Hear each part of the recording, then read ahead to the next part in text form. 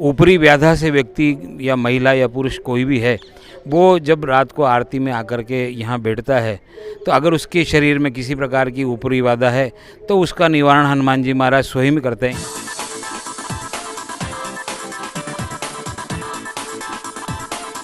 नमस्कार दोस्तों, सभी को जय श्री श्याम और स्वागत है आप सभी का हमारे YouTube channel VR story vlog में।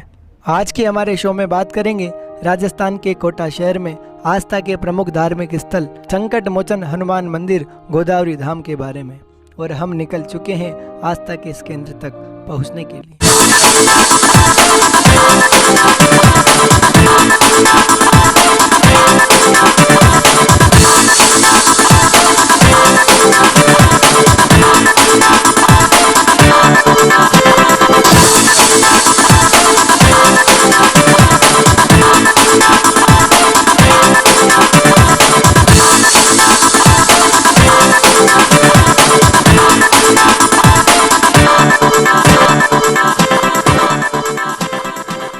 लीजिए दोस्तों, हम पहुंच चुके हैं इस संकट मोचन हनुमान मंदिर गोदावरी धाम के प्रवेश द्वार पर।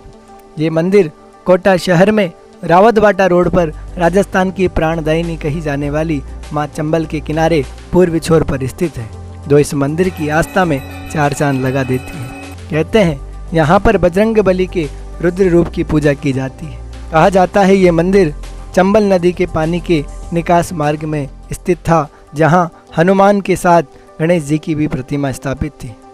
कालांतर में इसकी छतरी और चार खंभे जीर्ण शीर्ण होकर ध्वस्त हो गए थे, लेकिन प्राचीन मंडप पर दोनों प्रतिमाएं विराजमान रही।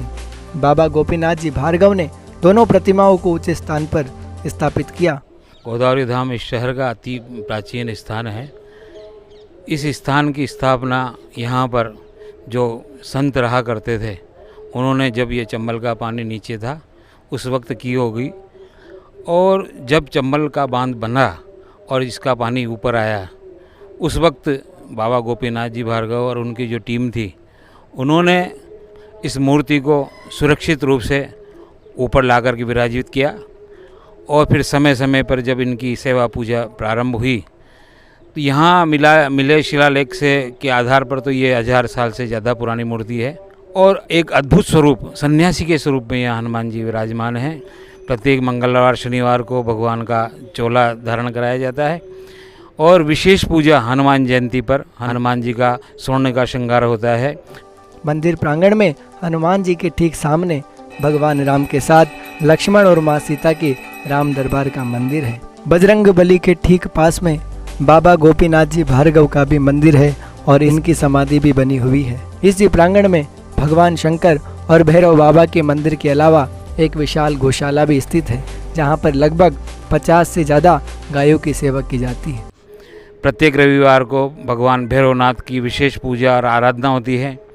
गोदावरी धाम पर एक विशाल गौशाला संचालित होती है, जिसमें 100-150 के करीब गायें हैं, और उन गायों की देखरेख और सेवा जिस प्रकार से की जाती है वो स्वयं आदमी भक्त लोग देख करके उनका मन प्रसन्न हो जाता है। कहा जाता है चंबल पर बांध बनने से पूर्व नागा साधुओं के द्वारा यहाँ पर तपस्या की जाती थी।